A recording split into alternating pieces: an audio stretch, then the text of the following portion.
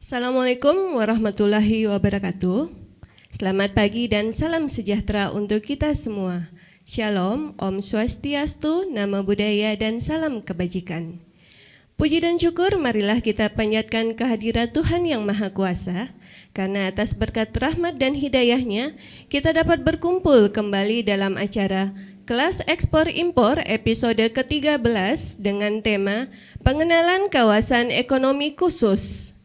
Bapak dan Ibu yang kami hormati, perkenankan saya Hijriah Patajenu, Ika, pegawai Kementerian Keuangan yang ditugaskan di Balai Diklat Keuangan Manado, yang akan memandu kegiatan sejak pagi ini sampai dengan selesai nanti. Sobat Eksim, kelas ekspor impor merupakan wadah yang berfungsi sebagai tempat untuk mencetak para eksportir dan importir. Kegiatan ini juga dilaksanakan sebagai bentuk bukti nyata Kanwil Direktorat Jenderal Bea dan Cukai Sulawesi Bagian Utara dan Balai Diklat Keuangan Manado dalam memfasilitasi masyarakat yang tertarik pada bidang ekspor dan impor. Baik Sobat Eksim, agar kegiatan kita pada hari ini dapat berjalan dengan lancar, marilah kita berdoa menurut agama dan kepercayaan kita masing-masing. Berdoa dipersilahkan.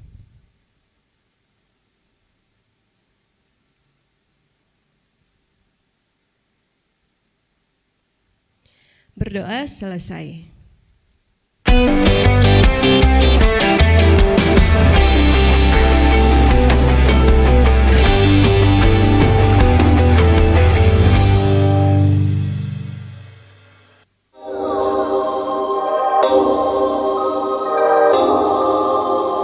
Republik Indonesia yang ditetapkan untuk menyelenggarakan fungsi perekonomian, memperoleh fasilitas dan kemudahan untuk memaksimalkan kegiatan yang memiliki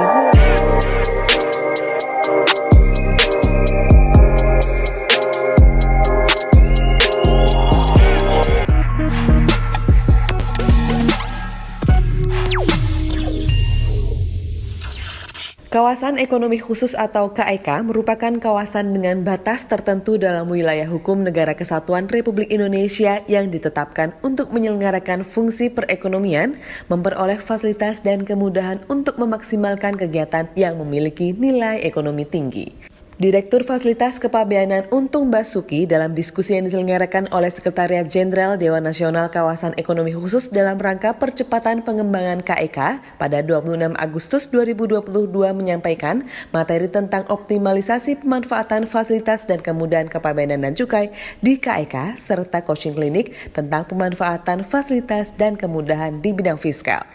Dalam hal mendukung KEK, Bea Cukai memberikan kemudahan prosedur layanan dan pengawasan serta beberapa fasilitas yaitu berupa pembebasan bea masuk dan tidak dipungut pajak dalam rangka impor untuk barang modal dalam jangka waktu 5 tahun, penangguhan bea masuk untuk pelaku usaha di bidang pengolahan, jasa dan logistik, serta fasilitas untuk KEK pariwisata berupa pembebasan bea masuk untuk bahan baku usaha habis pakai dan penangguhan bea masuk untuk toko atau pusat perbelanjaan. Intinya ke depannya kami percaya bahwa kawasan ekonomi khusus ini akan banyak memberi benefit kepada ekonomi di sekitarnya dan ekonomi nasional.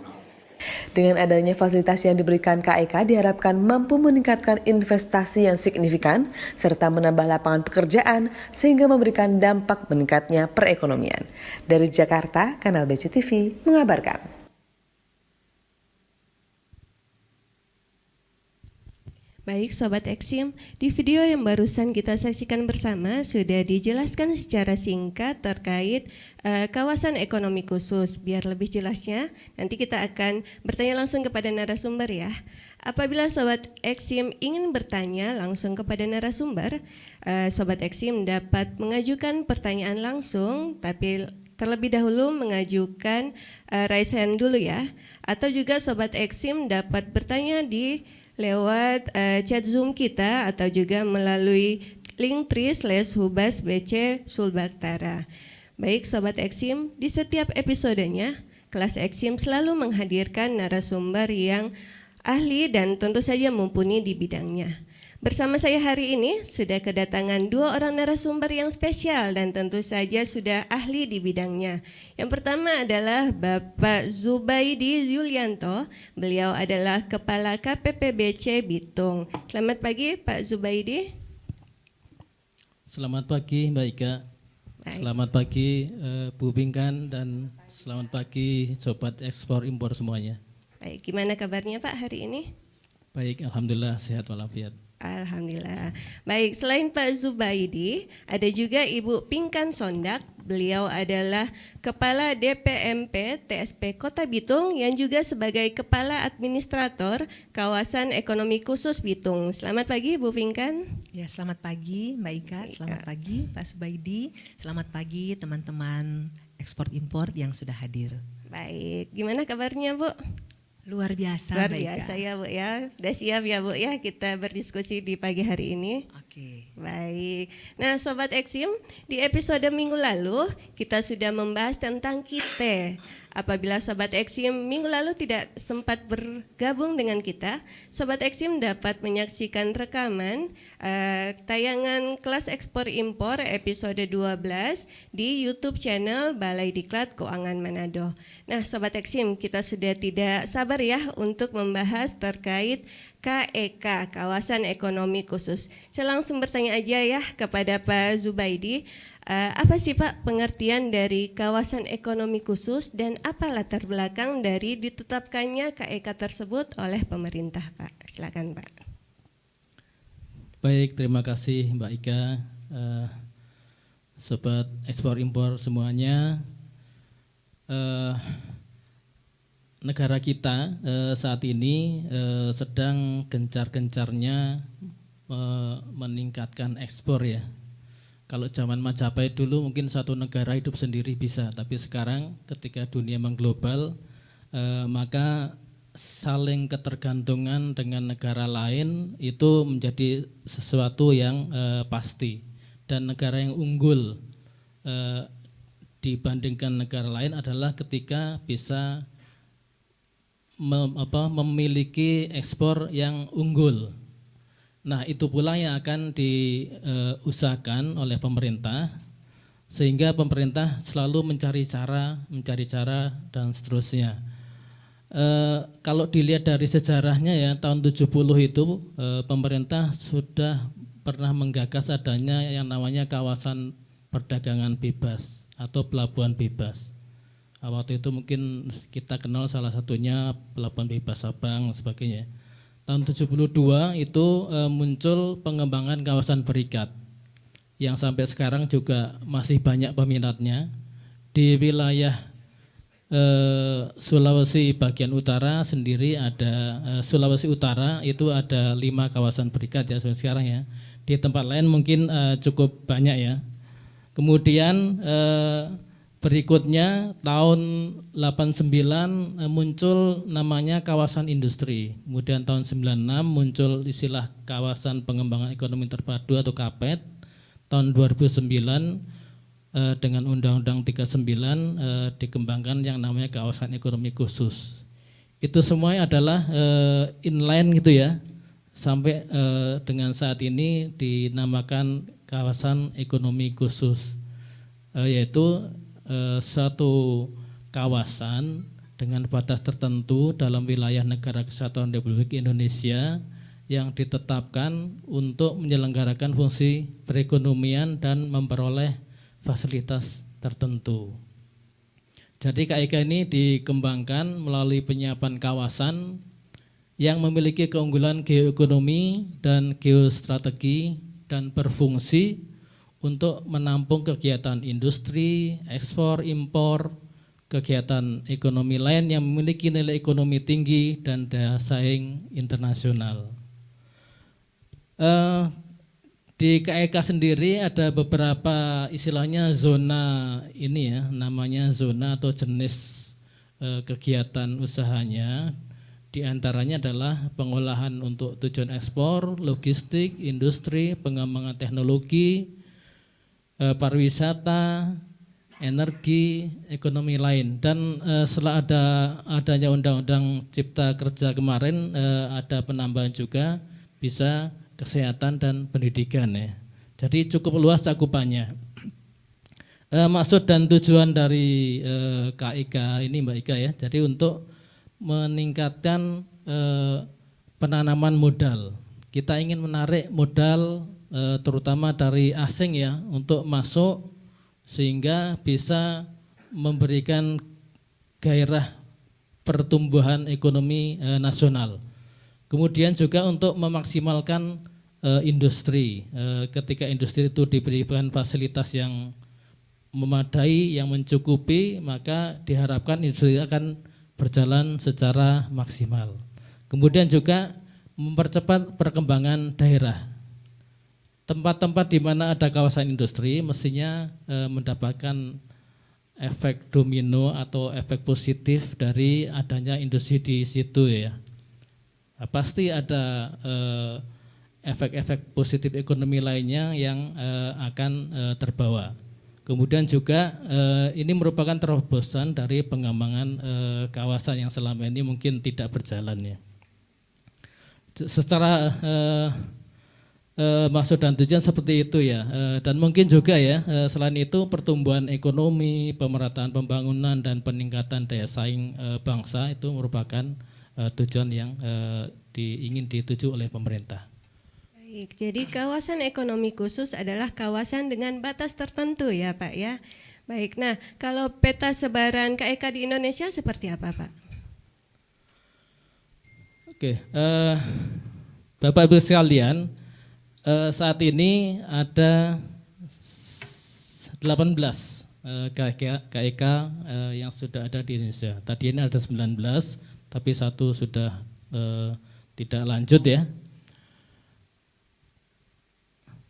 Ya, mungkin seperti bisa dilihat di layar, 18 KIK tersebut tersebar hampir di seluruh wilayah Indonesia ya. Dari paling barat ada di Aceh, itu KIK Aceh Lok Sumawe ya. Kemudian paling timur itu KIK Sorong ya. Nah, kemudian untuk di daerah Sulawesi sendiri ada 3 KIK, KIK Bitung, KIK Likupang, dan KIK Palu.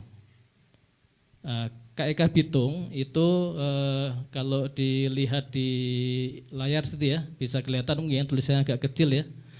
Kegiatan utamanya adalah pengolahan kelapa, kemudian pengolahan perikanan dan logistik. Sedangkan KIK Likupang itu kegiatan utamanya pariwisata, KIK Palu kegiatan utamanya industri logam dasar dan logistik. Nah, KIK ini memang banyak berada di alur laut Kepulauan Indonesia ya, karena itu adalah jalur kapal asing yang boleh dilalui ketika melintasi Indonesia, sehingga diharapkan kalau ada kegiatan ekspor impor itu kapal-kapal itu ya memang sudah jalurnya di situ. Ya, jadi ini yang sekarang sudah ada. Info terbaru beberapa hari belakangan ini mungkin juga sering terdengar beritanya akan ada KIK kesehatan di Bali ya, itu merupakan KIK kesehatan pertama. Nah, yang 18 KIK ada sekarang ini 10 adalah KIK industri pengolahan, kemudian yang 8-nya adalah KIK pariwisata. Baik, di Sulawesi Utara ada 3 ya Pak ya, Likupang, Bitung, dan Palu. Nah, khusus yang Sulawesi Utara nanti kita akan bahas lebih lanjut lagi ya, mohon bersabar dulu ya Sobat Eksim.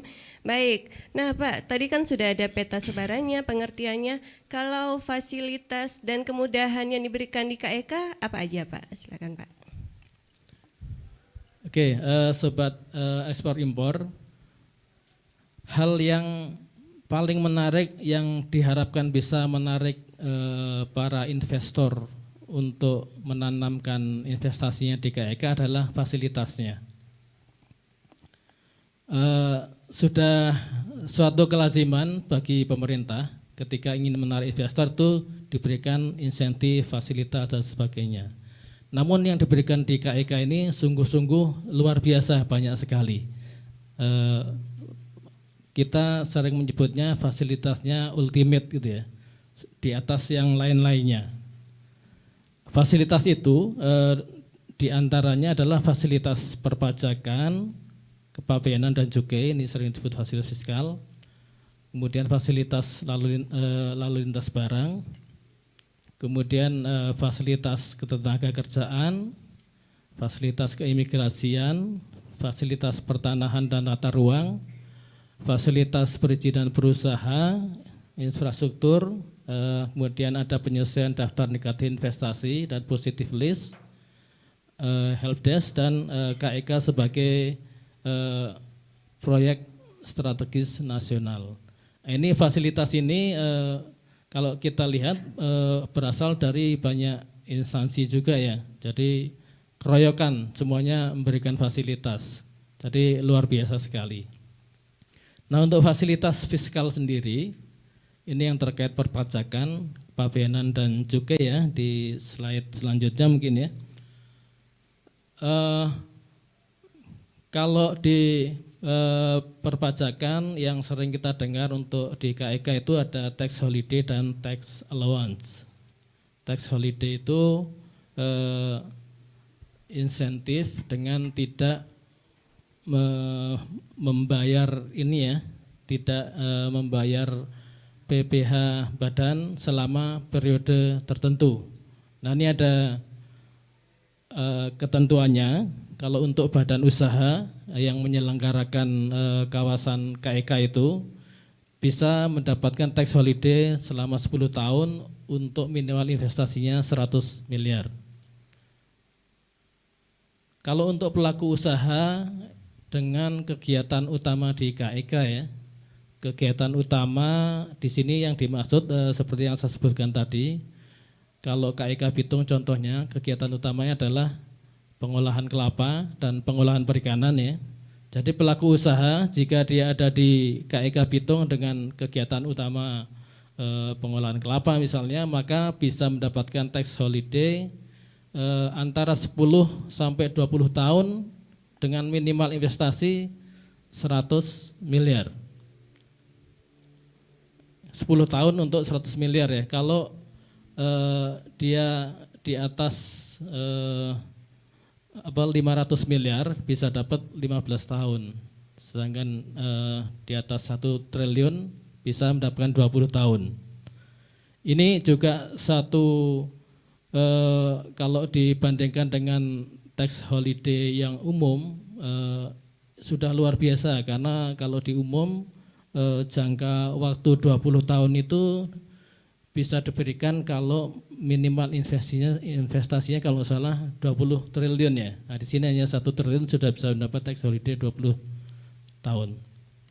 Kemudian kalau untuk kegiatan selain kegiatan utama itu bisa diberikan tax allowance. Atau juga kalau kegiatannya kegiatan utama tetapi tadi investasinya kurang dari 100 miliar. Itu bisa mendapatkan tax allowance. Tax allowance itu pengurangan penghasilan neto 30% dibebankan selama 6 tahun. Kemudian penyusutan dan amortisasi yang dipercepat. Pengenaan PPh atas dividen kepada wajib pajak luar negeri sebesar 10% dan kompensasi kerugian yang lebih lama tetapi tidak lebih dari 10 tahun. Kemudian berikutnya untuk PPN dan PPNBM ya, pada intinya barang yang masuk ke kawasan ekonomi khusus ini tidak dipungut PPN dan PPNBM, baik itu dari dalam negeri maupun dari impor ya. Kalau untuk biaya masuk itu untuk barang modal dibebaskan, untuk bahan baku pada saat industri sudah berjalan, bahan baku atau barang keluaran supaya industrinya jalan itu diberikan penangguhan biaya masuk. Ya, jadi PPN, BBM tidak dipungut, PPh juga tidak dipungut, biaya masuk bebas atau penangguhan luar biasa ini. Lanjut slide berikutnya. Kemudian ada juga ini ya, fasilitas non fiskal ya, mengenai kemudahan kepemilikan asing 100%. Kemudian juga untuk penjualan dalam negeri yang harusnya kena bea masuk, ini bisa dijadikan 0% bea masuknya jika tingkat kandungan lokalnya paling sedikit 40%. Kemudian juga ada pembatasan impor yang lebih fleksibel, tidak semua aturan pembatasan impor diberlakukan di KEK, belum berlaku istilahnya kalau di Permendagnya, kecuali untuk K3L, kesehatan, keselamatan, keamanan, dan lingkungan, karena mungkin ini hal yang sangat esensial gitu ya. Kemudian juga ada pelayanan satu pintu oleh administrator KEK. Imigrasi juga memberikan kemudian ini ya, berupa visa on arrival, izin tinggal untuk orang luar negeri, pengadaan tanah itu juga diberikan hak pakai 80 tahun, HGB 80 tahun, prosedurnya juga dipermudah itu kan.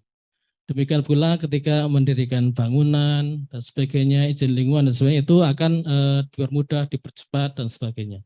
Tata ruang juga mengacu master plan KEK dan kewajiban Pemda untuk menyusun detail dari rencana detail tata ruang di sekitar KEK. Mungkin itu secara agak umum ya fasilitas non fiskalnya, Mbak Ika. Baik, begitu banyak ya Pak ya fasilitas yang dijanjikan akan diberikan kepada investor di KEK. Iya, banyak sekali. Banyak sekali ya Pak ya. Baik, selanjutnya Pak, seperti apa Pak pengawasan lalu lintas barang di KEK itu sendiri Pak? Oke, baik. Sobat ekspor impor ya. KEK suatu kawasan khusus yang memiliki fasilitas yang sangat banyak. Di antaranya tadi fasilitas fiskal ya. Jadi barang-barang yang ada di dalam KEK itu barang yang memiliki ada penangguhan bea masuk, misalnya pajak tidak dipungut dan sebagainya. Sehingga ini perlu satu pengawasan gitu ya. Kalau kita lihat dalam skema yang ada di layar ya, barang masuk ke KEK itu ada dua. Ini yang bagian atas itu anggap saja luar daerah pabean atau luar negeri, yang bagian bawah itu dalam negeri ya. Barang masuk itu ada dua, dari luar negeri dan dari dalam negeri. Dari luar negeri itu ada pembebasan biaya masuk untuk pembebasan biaya masuk barang modal, kemudian penangguhan biaya masuk barang untuk masa produksi, PPNBM tidak dipungut, juga PPh pasal 22 tidak dipungut ya.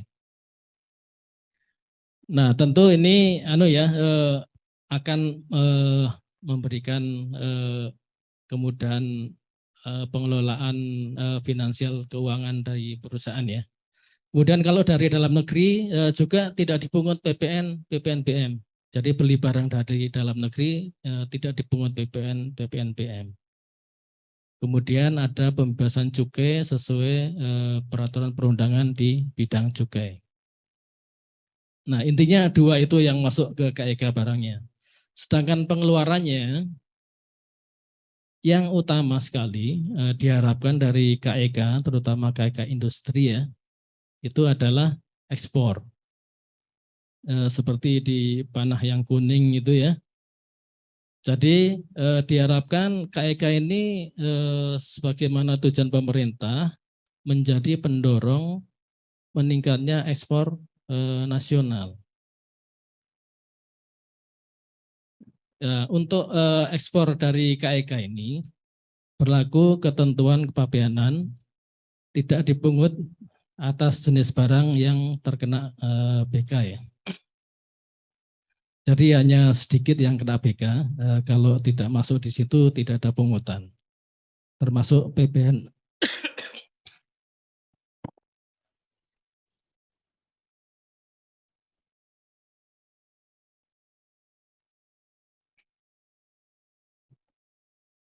Ya, jadi tidak ada pungutan kecuali yang terkena pihak luar. Tidak dipungut juga PPN, BPN, dan cukai. Sedangkan pengeluaran lainnya yang lazim dilakukan dari KEK adalah ke tempat lain di Indonesia yang sama-sama ada fasilitas. Misalnya FTZ, KEK yang lainnya, dan TBB. Kalau itu gimana? Maka mengikuti fasilitas yang berlaku di tempat tujuan pengeluaran barang. Kalau tujuannya ke FTZ, ya lihat di FTZ ada fasilitas apa? Pembebasan BM, PPN, PPNBM, dan cukai. Maka barang yang ke sana ikut seperti itu ininya. Ke KEK bagaimana? Sama-sama KEK berarti ya sama fasilitasnya. Kemudian kalau ke TPP gimana? Kalau di TPP ada penangguhan BM, pembebasan cukai, dan tidak dipungut PDRI, maka barang yang ke sana mendapat fasilitas yang sama seperti itu. Nah, satu lagi, ini juga mungkin diharapkan sih tidak banyak-banyak ya. Dijual lokal, istilahnya ke dalam negeri gitu ya. Itu pada prinsipnya harus dilunasi biaya masuknya. Namun untuk dari KEK, biaya masuknya akan ditetapkan 0% jika TKDN-nya 40%. Nah, kalau untuk barang kena cukai itu tetap dikenakan dilunasi cukainya. Kemudian juga dipungut PPN, BM, dan juga PPh pasal 22. Ya, jadi khusus untuk dijual dalam negeri memang banyak pungutannya, karena ini tidak diharapkan. Diharapkan kembali lagi tujuannya adalah untuk ekspor. Mungkin itu, Mbak Ika, pengawasannya. Baik, Pak. Tadi kan sudah dijelaskan bahwa ada 3 KEK ya Pak di wilayah bagian Sulawesi Utara. Nah, ada Palu, Likupang, dan Bitung Pak. Mungkin Bapak bisa jelaskan sedikit Pak terkait KEK di 3 wilayah ini Pak. Oke, baik. Mana dulu nih, KEK Bitung ya, yang paling dekat sini. Jadi KEK Bitung itu kegiatan utamanya adalah pengolahan kelapa, pengolahan perikanan, dan logistik. Nanti mungkin Bu Pinkan nih yang sekarang ini administrator bisa menjelaskan lebih detail ya. Ini ditetapkan tahun 2014 ya. Rencananya luasnya sekitar 500 hektar. Target investasinya 32.900 miliar. Berarti ini 32 triliun ya. Kemudian target tenaga kerjanya 30.000 orang. Luar biasa ini kalau bisa menyerap 30.000 orang ya. Mungkin sekilasnya itu. Kemudian KEK Likupang. Ya, KEK Likupang. KEK Likupang ini kegiatan utama adalah pariwisata ya. Tempatnya di Minahasa Utara, Kecamatan Likupang ya. Luasnya sekitar 197 hektar, ditetapkannya tahun 2019.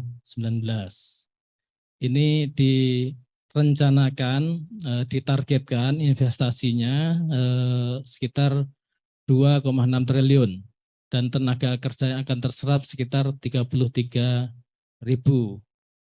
Nah, ini kalau ada KEK Likupang dan Bitung beroperasi penuh nih, saya kira Sulawesi Utara masalah penyerapan tenaga kerja ini luar biasa nih, nggak ada pengangguran lagi. Kemudian KEK Palu ya, KEK Palu ini ada di kota Palu, Sulawesi Tengah ya. Kegiatan utamanya adalah industri logam dasar dan logistik. luasnya sekitar 1.500 hektar, ditetapkan tahun 2014 dengan target investasi 92 triliun ya. Target tenaga kerjanya luar biasa nih 97.500 orang nih. Mudah-mudahan ini semuanya bisa berjalan. Saat ini status KEK-nya ditetapkan beroperasi ya. Kalau Bitung sudah beroperasi nih ya. Sudah beroperasi, ke Likupang juga ditetapkan beroperasi. Saya kira mungkin sekilas 3 KEK itu yang ada di Sulawesi Utara. Mari kita promosikan bersama-sama, kita dukung kalau dari instansi pemerintah apa yang bisa kita lakukan, dari masyarakat semuanya kita sama-sama majukan KEK yang ada di wilayah kita. Demikian Mbak Ika. Baik, tadi sudah dijelaskan oleh Pak Zubaidi tentang KEK secara umum. Nah, kita fokus ya ke KEK Kota Bitung. Baik, di sini sudah dijelaskan oleh Pak Zubaidi bahwa salah satu fasilitas yang diberikan di KEK adalah pelayanan satu pintu yang dilakukan oleh administrator KEK. Kebetulan saat ini Bu Pinkan adalah Kepala Administrator KEK Bitung. Baik Bu, nah banyak Sobat Eksim yang berasal dari luar Sulawesi Utara nih Bu. Jadi banyak yang mungkin belum tahu tentang Kota Bitung. Mungkin Ibu bisa menjelaskan sedikit tentang Kota Bitung seperti apa Bu? Silakan Bu. Ya, makasih Mbak Ika. Jadi Kota Bitung kalau dilihat di peta Indonesia, maka Bitung adanya di Pulau Sulawesi. Pulau huruf K itu, maka Bitung ada di paling ujung atas di huruf K itu. Di situ Kota Bitung. Dan Kota Bitung sungguh luar biasa dianugerahkan Tuhan. Jadi Bitung bukan cuma ada pesisir pantai, kemudian ada lautnya, tetapi Bitung juga ada pulau, namanya Pulau Lembek. Pulau itu yang menjadi perisai yang melindungi Kota Bitung, dan kemudian ada gunung, namanya Gunung Dua Sudara, sehingga lengkaplah Kota Bitung semuanya ada. Kemudian luas Kota Bitung ada 31.350,35 hektar atau 313 km bujur sangkar. Dan topografinya ada berbukit, bergunung, dataran landai, kemudian dataran berombak. Dan karena ada gunung, maka ada hutan. Di Bitung ada hutan lindung yang memang sungguh-sungguh dilindungi dari pengerusakan. Dan 42% untuk luas wilayah Kota Bitung, maka itu adalah hutan. Sehingga sungguh-sungguh asri kalau tinggal di Kota Bitung. Pak Zubaidi saja betah kan Pak tinggal di Bitung? Jadi sobat ekspor impor kalau ke Bitung pasti betah karena semua lengkap di Kota Bitung. Dan Bitung juga itu adalah kota pelabuhan karena memang ada pelabuhan alam di Kota Bitung. Pelabuhan alam yang kedalamannya tidak pernah dikeruk di sepanjang tahun karena terjaga sebab ada Pulau Lembek yang melindungi Kota Bitung.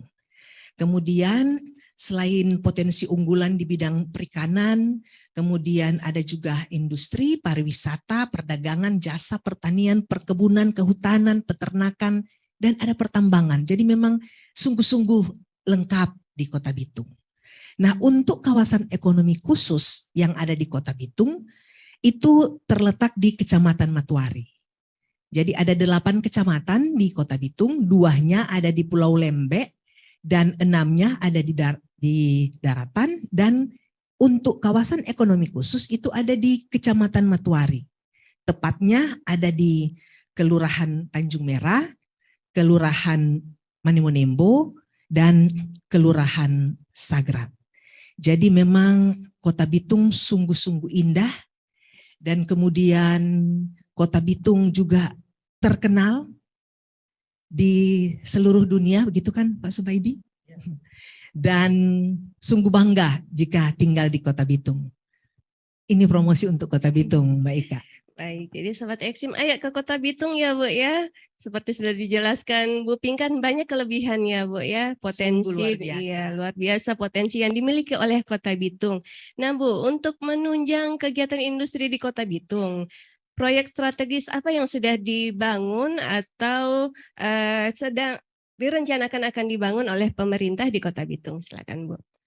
Ya, untuk Kota Bitung ada beberapa proyek strategis nasional, di antaranya Kota Bitung yang memang dianugerahi Tuhan sehingga memiliki pelabuhan alam yang kemudian ditetapkan menjadi pelabuhan internasional atau international hub port yang kemudian semakin berkembang sehingga saat ini untuk kapasitas terpasang sudah mencapai 500.000 TEUs dan akan dikembangkan menjadi 1.500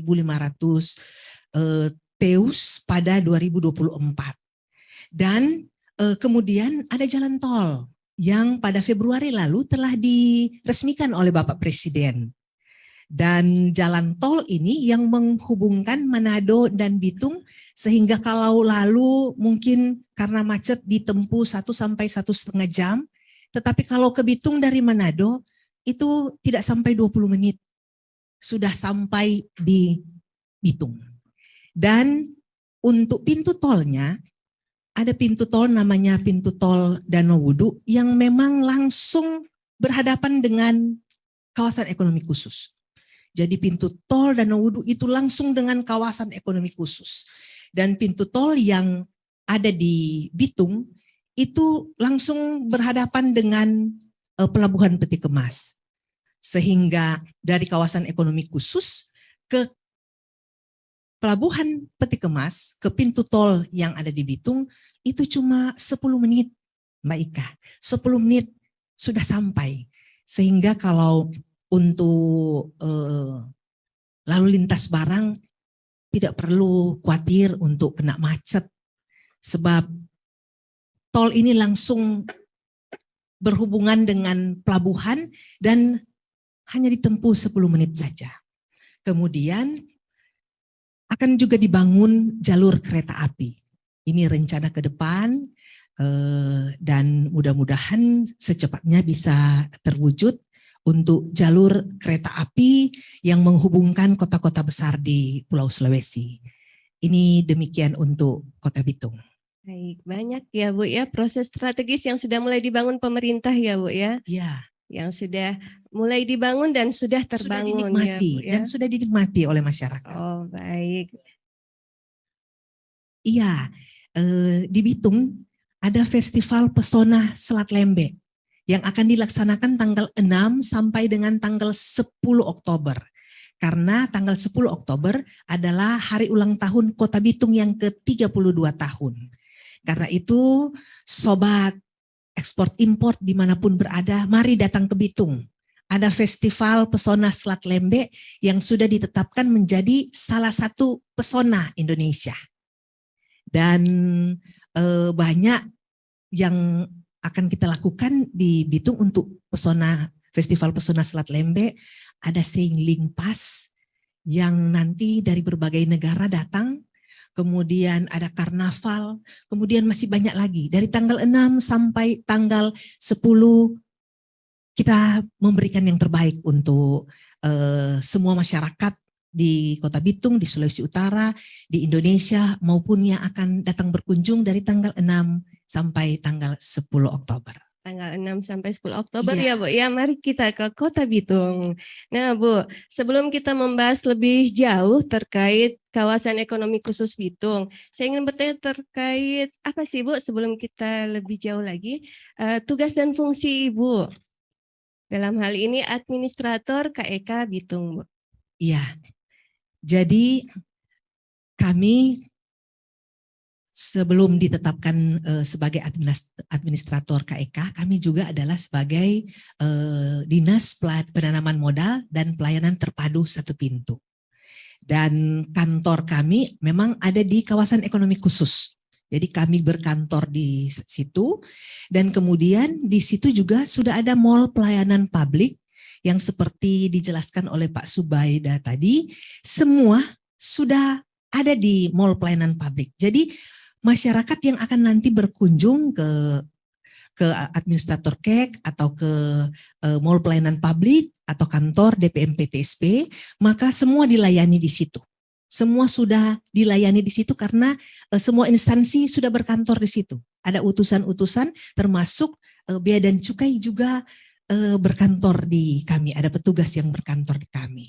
Dan untuk tugas dan kewenangan administrator kawasan ekonomi khusus sesuai dengan peraturan pemerintah nomor 40 tahun 2021 tentang penyelenggaraan kawasan ekonomi khusus. Jadi yang pertama, kami menyelenggarakan perizinan berusaha dan perizinan lainnya yang dibutuhkan oleh badan usaha dan pelaku usaha. Dan untuk penyelenggaraan perizinan berusaha, sekarang ini sudah melalui namanya OSS RBA atau Online Single Submission Risk Based Approach atau perizinan berusaha berbasis risiko. Yang kalau lalu itu memerlukan waktu mungkin sampai berhari-hari, berminggu-minggu atau berbulan-bulan. Tetapi ketika sudah dilayani dengan OSS RBA dengan sistem ini, maka sangat-sangat mudah. Kemudian tidak membutuhkan waktu yang lama karena sudah melalui sistem. Dan kemudian juga tugas kami adalah menyelenggarakan non-perizinan yang dibutuhkan oleh badan usaha dan pelaku usaha, seperti fasilitas-fasilitas lainnya. Dan kemudian menyelenggarakan pengendalian dan pengawasan untuk operasional di kawasan ekonomi khusus. Selanjutnya juga kami memberikan arahan kepada badan usaha pengelola KEK yang terkait untuk perbaikan operasional di kawasan ekonomi khusus. Jadi ini tugas-tugas kami sebagai administrator kawasan ekonomi khusus di Kota Bitung yang akan selalu standby. Kami selalu siap untuk melayani pelaku usaha, badan usaha yang akan berinvestasi di Kota Bitung. Kami selalu siap dan memberikan semua fasilitas, kemudahan, dan no ribet, tidak ribet untuk mengurus izin sekarang ini. Karena itu yang akan berinvestasi di Kota Bitung, mari dengan senang hati kami akan menerima dan melayani dengan sepenuh hati. Demikian, Baik. Mbak Ika. Jadi buat para investor diberikan kemudahan ya Bu ya, kita tidak mempersulit ya Bu ya. Iya, seperti Pak Subay dibilang, untuk fasilitas di kawasan ekonomi khusus itu super premium, begitu ya Pak Subay dia, super premium. Karena itu mari berinvestasi di kawasan ekonomi khusus, namanya saja khusus, gitu ya Pak. Demikian, Baik baik. Bu. Kalau untuk profil KEK Bitung ada apa aja Bu? Ya, jadi untuk di KEK Bitung, jadi selain lokasinya yang sudah ditetapkan dalam peraturan pemerintah nomor 32 pada tanggal 16 Mei 2014, maka lokasinya seperti yang dijelaskan tadi, ada di Kecamatan Matuari, kemudian ada di Kelurahan Manimunembo, ada di Kelurahan Sagrat dan Tanjung Merah. Kemudian luas wilayahnya itu ada 534 hektar untuk kawasan ekonomi khusus.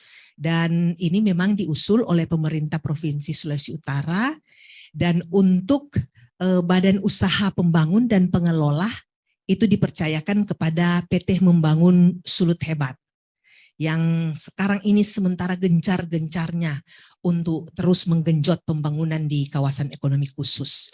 Kemudian kami ditetapkan sebagai administrator, jadi DPMPTSP atau Dinas Penanaman Modal dan Pelayanan Terpadu Satu Pintu ditetapkan sebagai administrator, dan kemudian perkiraan investasi itu 1,7 triliun untuk pembangunan kawasan, dan kemudian perkiraan investasi sampai dengan 2025 itu diperkirakan 32,89 triliun. Dan tenaga kerja yang diharapkan nanti akan terserap itu mencapai 97.300 orang. Kemudian kegiatan utamanya adalah industri pengolahan kelapa dan turunannya, kemudian industri pengolahan perikanan, kemudian logistik, dan sekarang ditambah dengan pembangunan dan pengelolaan juga pengadaan dan infrastruktur kawasan. Kemudian di kawasan ekonomi khusus sementara dan sudah sementara dibangun itu untuk infrastrukturnya, itu ada listrik di sana, kemudian ada instalasi dan jaringan air bersih, ada jalan kawasan, ada sistem air limbah, kemudian drainase kawasan, telekomunikasi dan pintu gerbang. Dan pada waktu Februari yang lalu, Mbak Ika, ketika Menteri PU berkunjung ke kawasan ekonomi khusus, beliau kemudian berjanji untuk membangun kawasan ekonomi khusus ini dengan infrastruktur yang dibutuhkan. Dan kemudian di kawasan juga dilengkapi dengan fasilitas persampahan yang terus disiapkan. Kemudian ada kantor administrator yang ketika keluar dari pintu jalan tol itu di depannya itu sudah kantor administratornya. Kemudian fasilitas keamanan juga terus dijaga. Jadi ada Satpol PP yang bertugas yang kemudian berkeliling di kawasan setiap hari karena mereka standby di sana. Dan kemudian kami telah dilimpahkan kewenangan untuk mengurus berbagai perizinan dan kemudahan, baik dengan Perwako, kemudian dengan Pergub, kemudian dengan Permendak, dan kemudian ada sistem pelayanan kawasan, sebab sudah ada estate regulation di dalamnya, kemudian ada business plan, dan kemudian ada master plan. Dan pada 1 April 2019 telah diresmikan oleh Bapak Presiden RI, dan sampai saat ini maka sudah ada 8 tenan. Jadi ada 8 pelaku usaha yang sudah bergabung menjadi tenan, dan ada 3 lagi dalam persiapan, dan kemudian ada beberapa yang sudah datang untuk bertanya-tanya gimana caranya untuk menjadi tenan di kawasan ekonomi khusus. Demikian Mbak Ika. Itu kan Bu tadi disebutkan tentang kegiatan utama.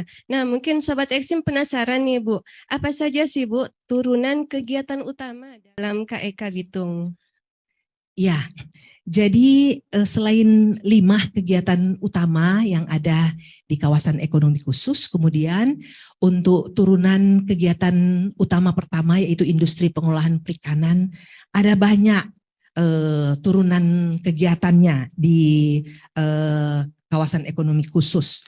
Jadi ada 29 diantaranya adalah industri untuk penggaraman, pengeringan ikan, kemudian ada pengasapan, kemudian ada pembekuan ikan, kemudian ada fermentasi, selanjutnya ada yang untuk pendinginan, ada pengolahan, pengawetan untuk ikan, dan masih banyak lagi, 29 turunan, sampai dengan kemudian ada industri kosmetik untuk manusia, termasuk ada dalamnya pasta gigi.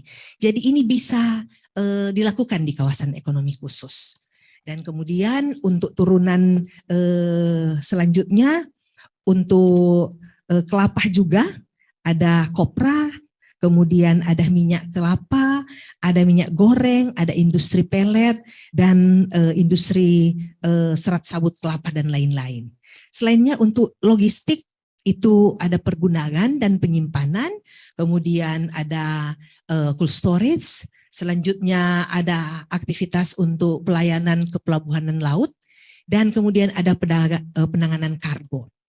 Selanjutnya untuk pembangunan dan pengelolaan, kemudian penyediaan infrastruktur di kawasan, sampai kemudian dengan real estate yang dimiliki sendiri atau disewa. Ini yang bisa dilakukan di kawasan ekonomi khusus. Jadi banyak yang ditawarkan untuk kegiatan utama maupun kegiatan turunan untuk semua yang mau berinvestasi di kawasan ekonomi khusus Kota Bitung.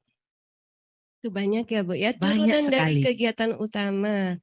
dalam KEK Bitung. Nah Bu, untuk memajukan investasi di KEK Bitung, insentif apa yang sudah diberikan oleh pemerintah, Bu? Ya, untuk di Kota Bitung ada Perda nomor 11. Ada peraturan daerah nomor 11 tahun 2019 yang kemudian memberikan insentif ini untuk yang Kota Bitung siapkan. Selain yang tadi telah dijelaskan oleh Pak Subaidi tentang fasilitas perpajakan, bea cukai dan lain-lain. Nah, untuk yang disiapkan oleh pemerintah Kota Bitung ada ditetapkan peraturan daerah nomor 11 tahun 2019 yang memberikan insentif berupa pengurangan pajak daerah dan retribusi daerah sampai dengan 50%. Seperti misalnya pajak bumi dan bangunan itu sampai 50% diberikan insentif. Dan kemudian retribusi daerah lainnya. Dan malahan sementara kami perjuangkan supaya bisa ditambah lagi untuk kemudahan ini. Bukan cuma 50%. Kalau bisa lebih, ini sementara kami diskusikan, kami godok bersama. Ini yang diberikan oleh pemerintah Kota Bitung. Baik, ada insentif yang diberikan oleh pemerintah Kota Bitung ya Bu ya? Iya, selain kemudahan-kemudahan yang tadi telah dijelaskan oleh Pak Subaidi. Ya, banyak kemudahan yang membuat kita berharap makin banyak investor ya Bu ya yang datang ke Kota Bitung. Iya, sangat berharap. Nah Bu, sampai dengan saat ini seperti apa Bu tingkat investasi di Kota Bitung Bu? Ya, untuk saat ini, jadi investasi yang rencananya yang kita berharap untuk investasi 32,89 triliun yang sudah ada di saat ini untuk sampai dengan triwulan 2 atau semester 1 di tahun 2022 sudah ada 1,7 triliun. Jadi sudah ada 1,7 triliun untuk tenan-tenan yang telah kerjasama dengan kawasan ekonomi khusus sudah menjadi tenan dan sekitar 5,28%. Dan diharapkan itu nanti akan di tahun 2025 itu akan meningkat. Karena itu kami sungguh sangat berharap banyak pelaku usaha yang akan datang berinvestasi. Supaya di 2025 kita bisa capai yang direncanakan untuk tahun 2025. Jadi ini gambaran untuk investasi yang ada di kawasan ekonomi khusus. Untuk bisa berinvestasi di Kota Bitung Bu, apa saja sih Bu syarat-syarat yang perlu disiapkan oleh para investor? Sangat mudah Mbak Ika. Jadi untuk berinvestasi di Kota Bitung tidak ribet untuk persyaratannya. Jadi kalau mau jadi tenan, maka yang pertama adalah wajib pajak dalam negeri. Kemudian dia harus berstatus sebagai badan hukum Indonesia. Jadi itu syaratnya. Dan untuk kelengkapan dokumennya itu sangat mudah. Pasti setiap perusahaan yang akan berinvestasi pasti punya akta pendirian perusahaan. Dan kemudian pasti juga sudah harus disahkan oleh Menteri Hukum dan HAM. Dan kemudian pasti harus urus NPWP bagi setiap perusahaan. Baik NPWP perusahaan maupun untuk direksinya. Dan ada company profile-nya. Jadi ketika 4 ini saja sudah dimiliki, maka kami bisa proses untuk menjadi tenan. Dan selanjutnya yang perizinan berusaha, kemudian visibility study-nya, kemudian business plan-nya, dan kemudian bukti kepemilikannya, itu bisa kemudian dilengkapi. Jadi tidak sulit untuk masuk menjadi tenan. Syaratnya sungguh-sungguh sangat dipermudah. Jadi ketika investor berminat untuk datang berinvestasi di kawasan ekonomi khusus, syaratnya hanya ini, sangat mudah. Dan kami akan bantu sepenuhnya jika kemudian masih ada yang kurang. kami siap untuk membantu semua pelaku usaha yang akan berinvestasi di Kota Bitung. Jadi demikian Mbak Ika, sangat mudah untuk berinvestasi di Kota Bitung. Baik Bu, sangat mudah syarat-syarat untuk berinvestasi di Kota Bitung. Nah Bu, sampai dengan saat ini apa sudah ada kunjungan dari para investor Bu atau calon investor? Iya, jadi sampai saat ini banyak yang sudah datang tanya-tanya mengenai bagaimana kawasan ekonomi khusus, bagaimana caranya untuk berinvestasi, dan mereka sudah datang berkunjung, sudah lihat-lihat kawasan ekonomi khusus, dan seperti yang saya jelaskan tadi, 8 tenan yang sudah tanda tangan kerjasama dengan PT MSH dan sudah menjadi tenan dan sudah menikmati fasilitas, gitu Pak Subaidi ya, sudah menikmati fasilitas. Dan ada 28 yang sudah berkunjung, kemudian ada 8 yang sudah MOU, dan ada 44 yang sudah LOI, dan kemudian ada 1 yang sudah MOA. Jadi ini yang datang berkunjung di Kota Bitung, dan yang menghubungi kami lewat telepon, yang bertanya-tanya lewat media sosial juga banyak Mbak Ika. Jadi kami berharap yang datang ini secepatnya untuk menyatakan diri untuk masuk sebagai tenan di kawasan ekonomi khusus. Semoga setelah kegiatan kelas Eksim hari ini makin banyak ya Bu ya jumlah tadi Iya, investor. sungguh-sungguh berharap supaya bisa di atas 10 tenan. Iya, mudah-mudahan ya Bu. Baik. Ya, baik. Bagi Sobat Eksim yang ingin mengajukan pertanyaan, kami persilahkan bisa bertanya langsung kepada narasumber kita, ada Bu Pinkan dan Pak Zubaidi, namun mohon raise hand terlebih dahulu ya. Atau jika Sobat Eksim mungkin malu ya bertanya langsung, Sobat Eksim dapat mengajukan pertanyaan lewat chat Zoom kita atau melalui linktree/Humas BC Sulbaktara. Baik, Sobat Eksim, sudah ada pertanyaan dari, ayo Sobat Eksim, silakan. Nah, ada pertanyaan nih Bu, apa saja sih persyaratan menjadi pengusaha di KEK? Pak Subaidi atau Bu Pinkan nih, apa saja persyaratan menjadi pengusaha di KEK? Ya, seperti yang dijelaskan tadi Mbak Ika. Jadi sangat-sangat mudah untuk masuk sebagai pelaku usaha di kawasan ekonomi khusus. Jadi yang pertama tadi, jadi wajib pajak dalam negeri.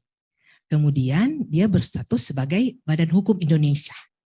Dan kemudian ketika kelengkapan dokumennya seperti tadi yang dijelaskan, dari 8 itu 4 saja yang sudah dipenuhi, itu sudah bisa kami proses untuk menjadi tenan. Yang 5 sampai 7 kemudian bisa berproses selanjutnya dan kami akan bantu sepenuhnya. Jadi kelengkapan dokumen seperti akta pendirian perusahaan yang pasti setiap pelaku usaha ya harus ada ini gitu. Kemudian harus disahkan oleh Kemenhum dan HAM, kemudian ada NPWP-nya dan kemudian ada company profile-nya. Dan selanjutnya perizinan berusaha akan mengikuti, kami akan bantu sepenuhnya. Selanjutnya disiapkan juga feasibility study-nya, kemudian ada business plan-nya, dan bukti kepemilikan. Jadi tidak sulit, sekali lagi tidak sulit untuk menjadi tenan. Sangat mudah dan kami akan bantu. Kami akan bantu jika ada kelengkapan dokumen yang belum selesai atau sebentar dilengkapi, kami siap bantu. Nah Bu, ada pertanyaan lagi, apa sih Bu perbedaan antara KEK Bitung dengan KEK Likupang? Mungkin Bu saya Pinkan jelaskan atau Pak KEK Zubaidi? Bitung ya, Iya, nanti boleh. mungkin Pak Subaidi yang jelaskan. Boleh, untuk. silakan. Jadi kawasan ekonomi khusus untuk Bitung itu adalah kawasan untuk industri. Jadi core bisnisnya seperti yang dijelaskan tadi, kalau dulu ada 4 tetapi sekarang berkembang menjadi 5, diantaranya adalah industri kelapa dan turunannya, kemudian industri perikanan dan turunannya, kemudian ada logistik, kemudian ada infrastruktur dan pembangunan. Jadi itu yang ditambahkan. Jadi untuk kawasan ekonomi khusus itu khusus memang untuk industri. Selanjutnya Kak Eka Likupang, Likupang, silakan ya. Pak Oke. Zubaidi. Baik, tadi tentang KEK Bitung sudah dijelaskan panjang lebar oleh Bu Pinkan ya. Kalau KEK Likupang sedikit berbeda. Ini adalah KEK yang kegiatan utamanya adalah pariwisata. Ya, jadi yang ingin dicapai di sini adalah investor-investor yang akan membangun sarana-sarana wisata sehingga nanti banyak turis yang datang ke tempat tersebut. Turis lokal juga boleh, terutama ini turis asing, karena kalau turis asing kan akan mendatangkan devisa ya.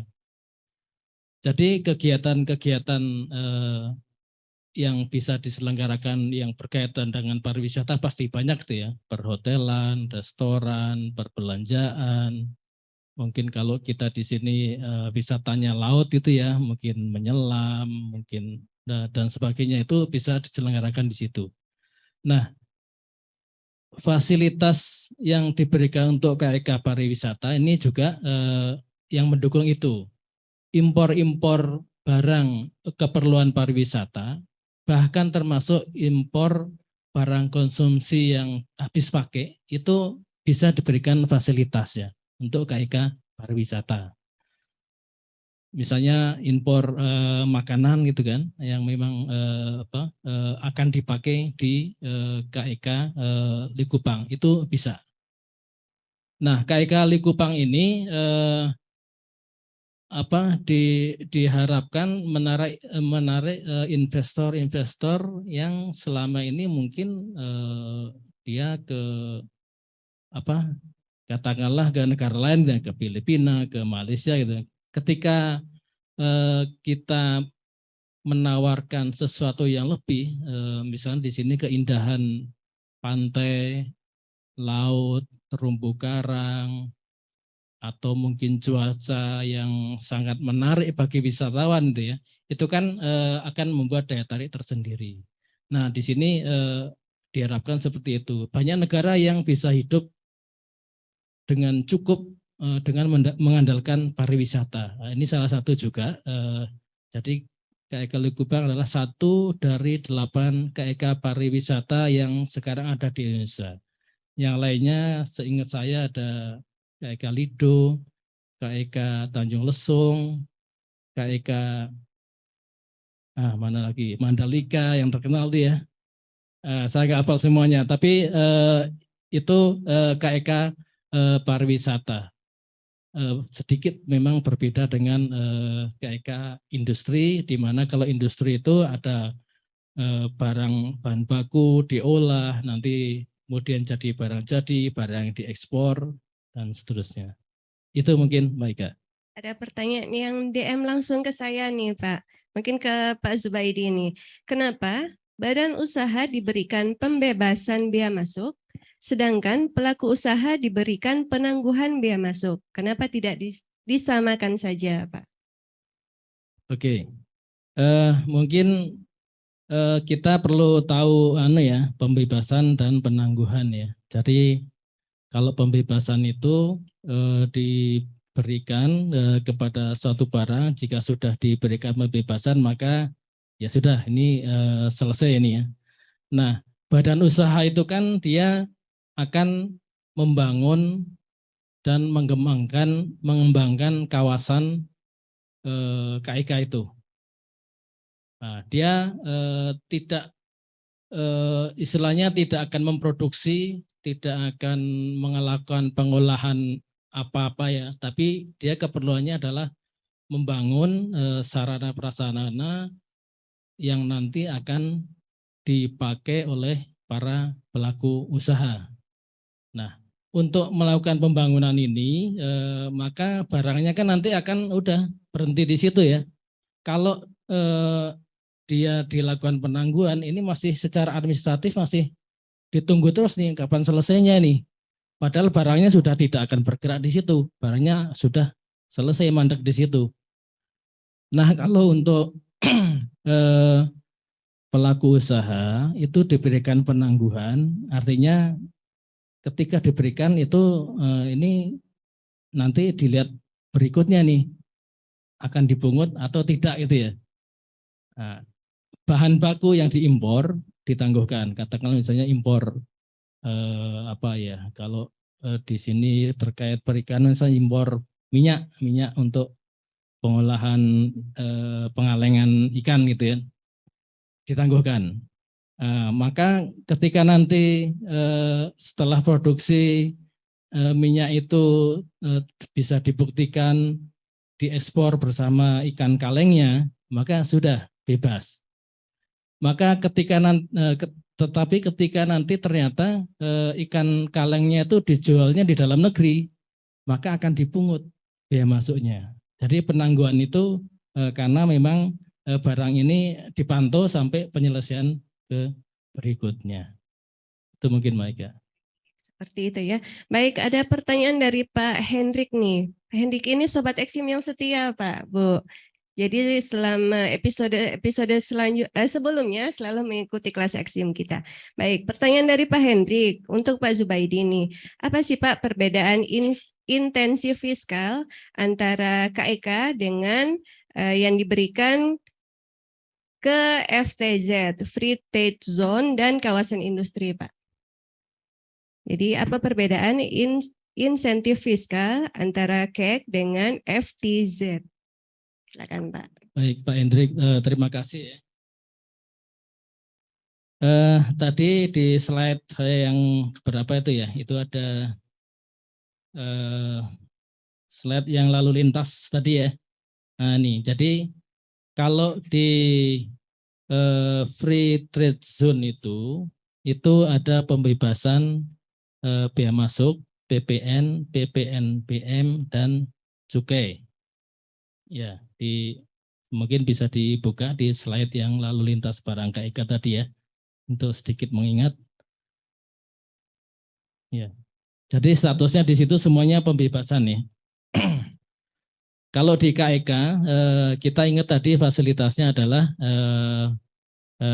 ada apa namanya, kalau untuk bahan baku untuk industri yang berjalan itu dilakukan penangguhan bea masuk, kemudian PPN, PPNBM, PPH tidak dipungut. Ya, jadi berbeda. Nanti kalau Bapak perlu lebih jelas lagi apa bedanya bebas dengan tidak dipungut ya, mungkin nanti teman-teman dari Direktorat Jenderal Pajak yang akan menjelaskan lebih detail ya. Silakan datang ke kantor pajak ya. Kalau saya menjelaskan takutnya saya salah nih Pak. Nah, tapi itu istilah-istilah yang seperti tadi ya, kita kalau pembebasan itu ya sudah, begitu bebaskan dah selesai ini ya. Tapi kalau istilah tidak dipungut itu nanti seingat saya masih bisa diperhitungkan di akhir tahun itu apa namanya kalau perpajakan itu. Ya seperti itu ya. Selain itu ya ada itu tadi tax holiday, tax allowance yang lebih menarik dari tax holiday untuk di IKEK lebih menarik dari di tempat lain karena untuk katakanlah memperoleh jangka waktu 20 tahun tax holiday aja cukup dengan investasi 1 triliun. Di tempat lain selain KIK itu yang umum ya, itu bisa 20 juta.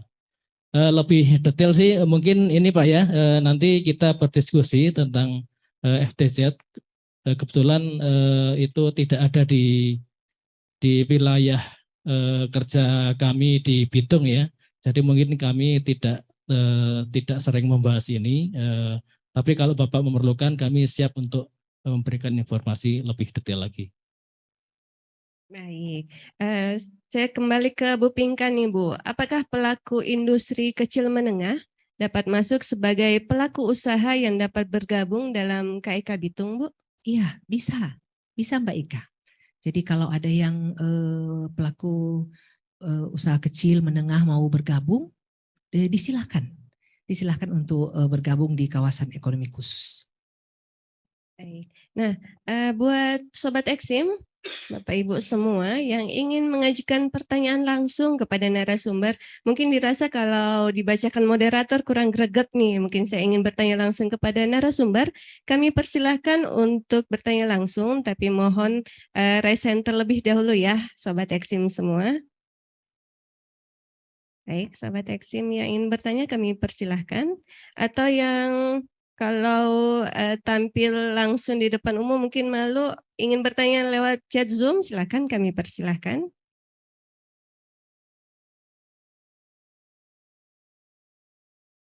Ya, begitu banyak kemudahan yang ditawarkan oleh pemerintah terkait KEK Bitung ini ya Bu Pinkan ya. Iya.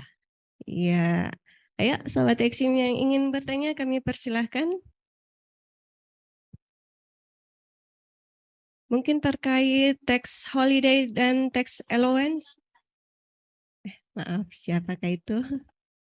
Ya, baik.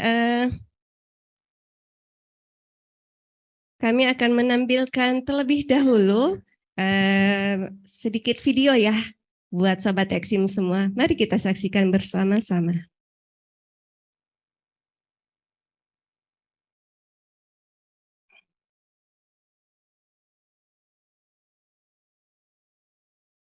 Sebentar ya Sobat Eksim.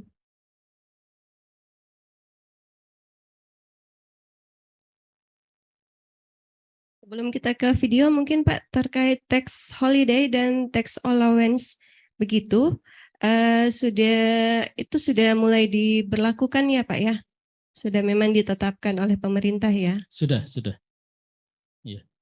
Jadi ini sudah berlaku, sudah bisa dimanfaatkan baik oleh badan usaha maupun pelaku usaha atau para tenan. Baik, mari kita saksikan video berikut ini. Indonesia terkenal kaya akan keindahan alamnya. Hal tersebut membuat beberapa daerah di Indonesia dijadikan untuk destinasi wisata khusus guna menunjang aktivitas ekonomi. Dan guna meningkatkan perkembangan ekonomi khususnya dari sektor pariwisata dan ekonomi kreatif, pemerintah melakukan terobosan dengan membangun kawasan ekonomi khusus pariwisata dan ekonomi kreatif di berbagai wilayah di Indonesia.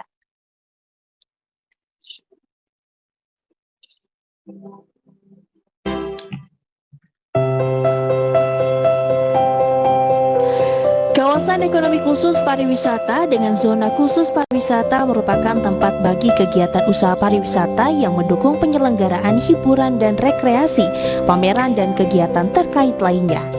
Kekayaan alam Indonesia sendiri memuat berbagai jenis wisata alam kelas dunia seperti ekowisata, bahari, pulau kecil, danau, dan gunung yang berada di tempat dengan potensi pengembangan yang besar. Kekayaan alam dengan keanekaragaman jenis atraksi wisata alam kelas dunia yang dimiliki Indonesia sangat berpotensi untuk dikembangkan melalui pembangunan kepariwisataan yang terintegrasi. Saat ini terdapat beberapa wilayah yang dijadikan KEK Parekraf oleh pemerintah. Daerah-daerah tersebut diharapkan dapat berkontribusi menyumbangkan pertumbuhan ekonomi tanah air. Lantas daerah mana sajakah? Menghadap ke Samudra Hindia menjadikan KEK Mandalika sebagai sektor pariwisata Indonesia di Provinsi Nusa Tenggara Barat yang sangat potensial. Tidak hanya menawarkan wisata bahari yang indah, KEK Mandalika memiliki budaya yang sangat menarik wisatawan. KEK Mandalika ditargetkan akan menarik investor sebesar 40 triliun rupiah dan menyerap 587.000 tenaga kerja hingga 2025. Selain itu di Mandalika juga telah dibangun sirkuit bertaraf internasional.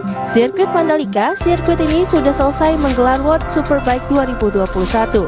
Sirkuit dengan fasilitas dunia itu sukses membuat dunia terkagum. Terlebih sirkuit ini akan digunakan untuk turnamen MotoGP pada Maret 2022 mendatang. Dengan mengusung tema Socially and Environmentally Responsible Development and Cultural Preservation, KEK Tanjung Kelayang memiliki keunggulan geostrategis yang berdekatan dengan negara ASEAN yang menjadi target captive market. Berlokasi di Kepulauan Bangka Belitung, wilayah yang masuk ke dalam daftar 10 destinasi pariwisata prioritas ini memiliki objek wisata bahari yang indah dengan pesona pasir putih dan tebing batu yang eksotis. Kawasan ekonomi khusus wisata ini memiliki total luas wilayah sebesar 324,4 hektar. Berfokus di pariwisata, KEK Tanjung Kelayang menargetkan dapat menciptakan lapangan kerja untuk 5.000 orang pada 2036 dan menarik investasi sebesar 10,3 triliun rupiah pada 2022. Berlokasi di Kabupaten Minahasa Utara, Sulawesi Utara, KEK Likupang memiliki keunggulan geoekonomi yang berorientasi geografis serta berdekatan dengan Bandara Internasional Samratulangi dan Pelabuhan Belitung. Keunggulan geostrategis KEK Likupang antara lain sektor pariwisata dengan tema resort dan wisata budaya. Menteri Pariwisata dan Ekonomi Kreatif Sandiaga Salahuddin Uno terjun langsung mengunjungi KEK Likupang dan merasakan indahnya daerah ini. KEK Likupang juga fokus dalam mengembangkan resort kelas premium dan menengah, budaya, dan pengembangan wellness conservation center. Diharapkan KEK Likupang dapat menarik investasi sebesar 5 triliun rupiah dan menyerap sebanyak 65.300 tenaga kerja pada 2040. Berlokasi di Pandeglang, Banten, KEK Tanjung Lesung memiliki luas area 1.500 hektar dengan banyak potensi pariwisata, mulai dari pantai, keragaman flora dan fauna, serta kekayaan budaya yang eksotis. KEK Tanjung Lesung yang difokuskan pada sektor pariwisata dan ekonomi kreatif ditargetkan pada 2025 dapat menarik investasi sebesar 92,4 triliun rupiah dan menyerap tenaga kerja sebanyak 85.000 orang. Keunggulan KEK Singasari adalah sektor pariwisata dengan tema Heritage and Historical Tourism. Hal ini didukung dengan KEK Singasari yang memiliki nilai situs sejarah kerajaan di Indonesia. Selain itu, kawasan ini digadang-gadang sebagai pusat pengembangan ekosistem digital dan ekonomi kreatif. Ditargetkan KEK Singasari dapat menyerap tenaga kerja sebanyak 6.863 orang dan menarik investasi sebesar 11,92 triliun rupiah pada 2030. Yang terakhir terletak di pulau terluas sisi timur laut Indonesia dan berdekatan dengan negara ASEAN dan Asia Timur, menjadikan Morotai salah satu bagian KEK yang menjanjikan. Tidak hanya memiliki keunggulan wisata bahari, KEK Morotai memiliki wisata sejarah yang sangat menarik. Keunggulan tersebutlah yang nantinya akan menjadi nilai tambah dibandingkan dengan kawasan ekonomi khusus lainnya. Diharapkan pada 2025, KEK Morotai dapat menarik investasi sebesar 30,44 triliun dan menyerap 30.000 tenaga kerja. Berbagai sumber, IDEX Channel.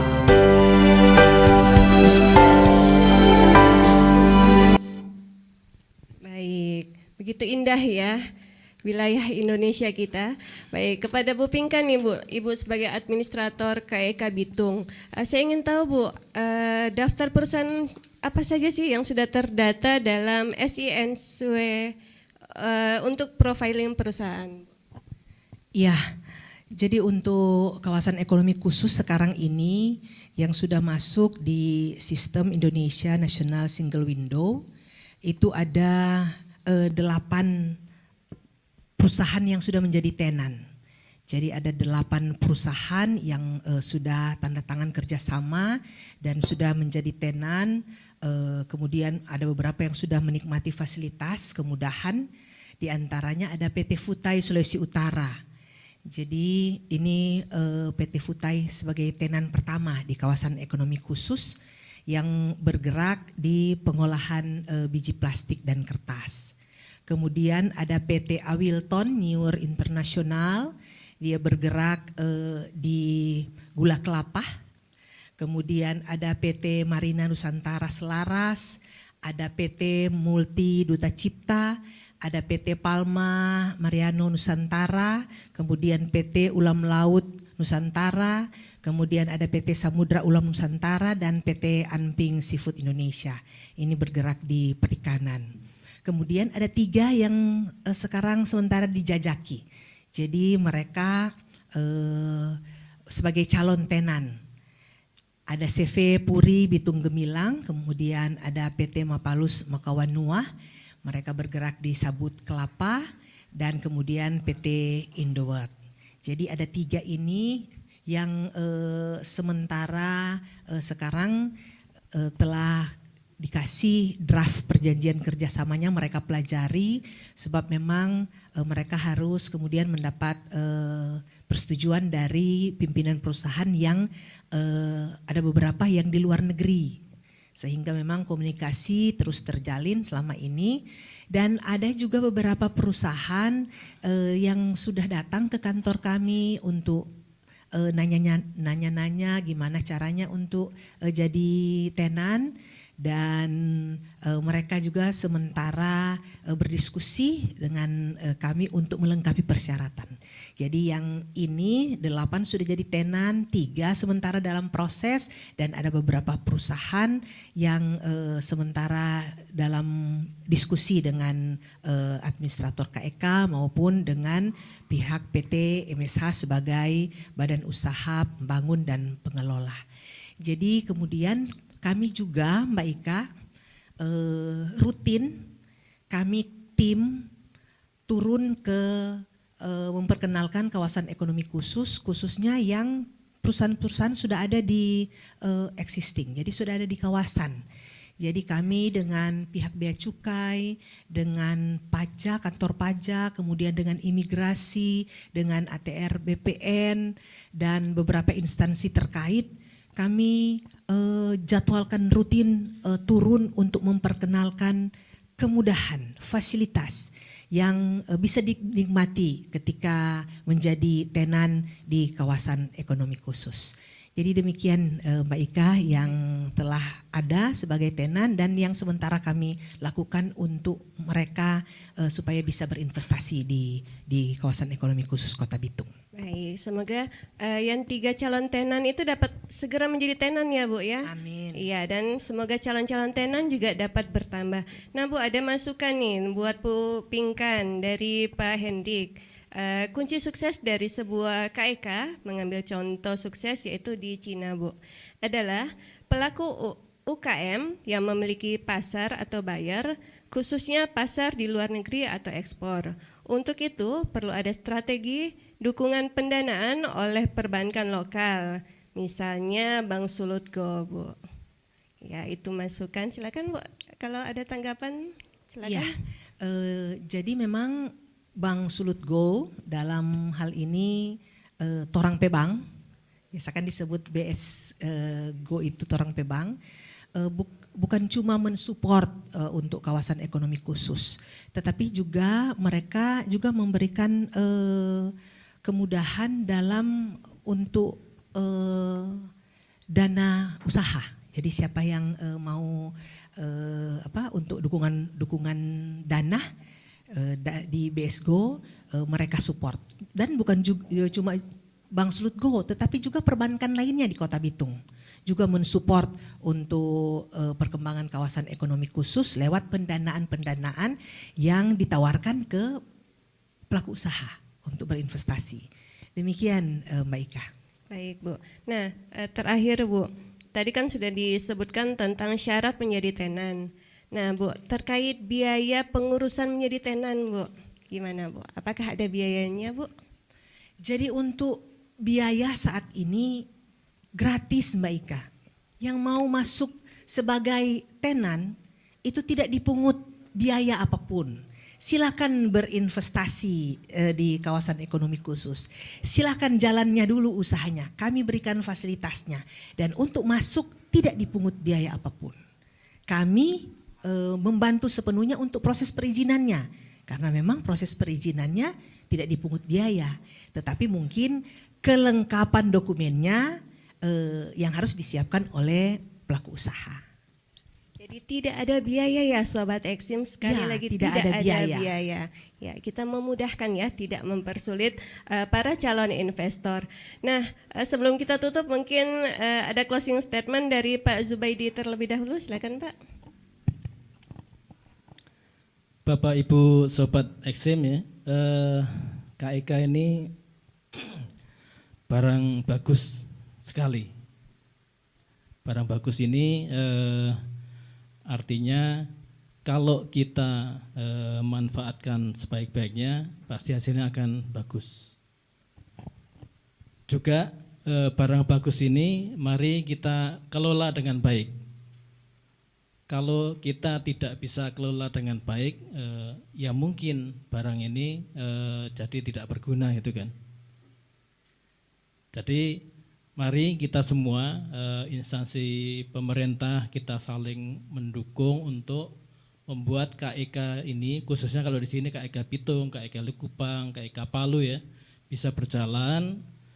Kemudian juga pihak swasta, mari kita diskusi kalau ada yang masih mengganjal, masih belum jelas, tanyakan sampai jelas, diskusikan bagaimana solusinya, sehingga sampai mudah-mudahan semuanya akan tertarik berinvestasi di KEK tersebut. Insya Allah KEK ini berjalan, wilayah akan terdorong kemajuan ekonominya, ekspor akan meningkat, pendapatan daerah maupun pendapatan nasional khususnya devisa itu akan meningkat, dan itu akan menjadikan negara kita menjadi negara yang daya saingnya menjadi lebih bagus. Baik, terima kasih buat Pak Zubaidi. Selanjutnya Bu Pinkan ya Bu, silakan memberikan closing statement untuk para Sobat Eksim semua Bu. Ya, kawasan ekonomi khusus telah ditetapkan oleh pemerintah. Dan sungguh sangat sayang jika dilewatkan atau diabaikan, khususnya untuk para investor, pelaku usaha.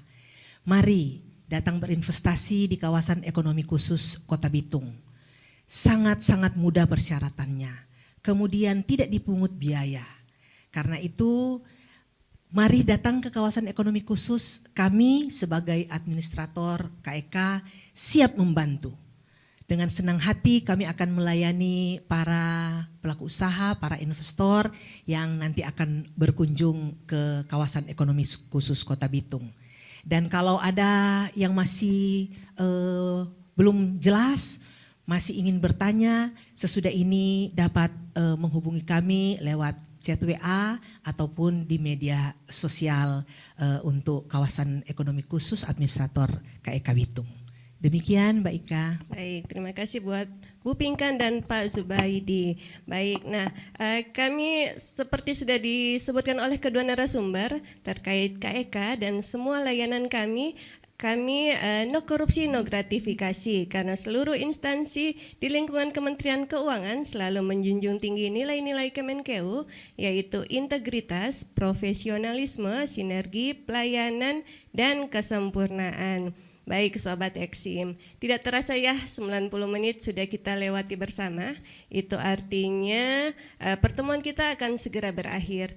Namun jangan khawatir, Sobat Eksim dapat menyaksikan mengikuti kelas Eksim pada hari dan jam yang sama, yaitu setiap hari Selasa mulai pukul 10 WITA sampai dengan pukul 11.30 WITA. Baik, kami ingatkan kembali kepada Sobat Eksim untuk tidak lupa mengisi presensi dan kuesioner pada Linktree/Humas-BC Sulbaktara. Sekali lagi kami ucapkan terima kasih nih kepada kedua narasumber kita, Bu Pinkan dan Pak Zubaidi. Ya, terima kasih karena telah berkenan untuk berbagi pengetahuannya kepada Sobat Eksim semua pada hari ini. Nah, Sobat Eksim, di episode 14 ada apa nih? Yuk kita lihat teaser berikut ini.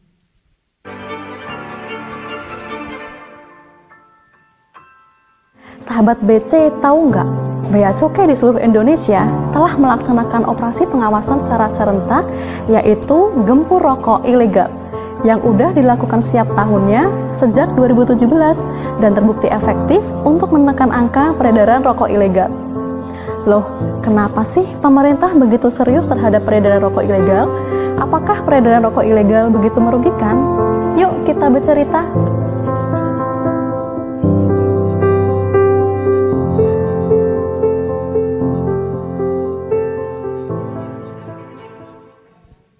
Seperti yang kita ketahui, rokok memiliki dampak buruk bagi kesehatan dengan meningkatkan resiko terkena berbagai penyakit. Bahayanya lagi, hal ini tidak hanya berlaku bagi perokok aktif, namun juga bagi siapapun yang menghirup asapnya. Untuk itu, pemerintah berupaya mengendalikan produksi rokok, salah satunya melalui instrumen fiskal yang disebut cukai. Cukai itu apa sih?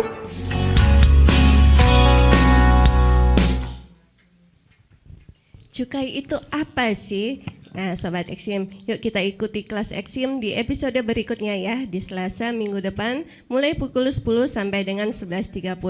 Nah, Sobat Eksim, sebelum kita akhiri pertemuan kita hari ini, kami mohon kepada Sobat Eksim semua untuk menyalakan videonya, karena kita akan berfoto bersama seluruh peserta dan narasumber kita.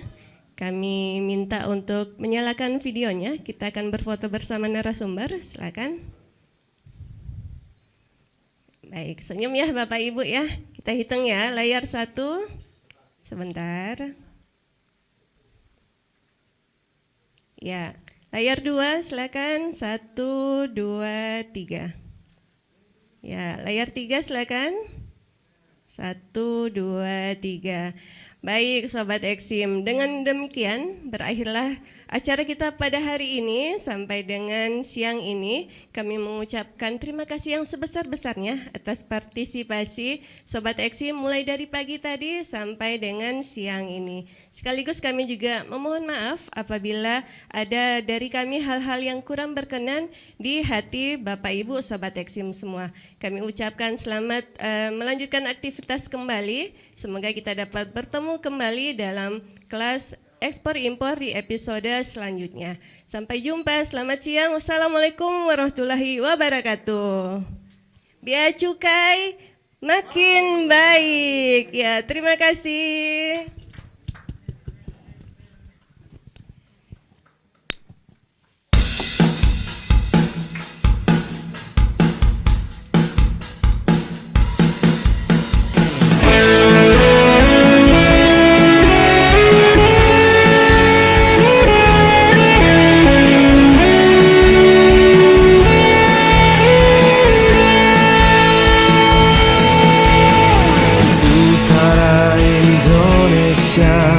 Orang baku dapat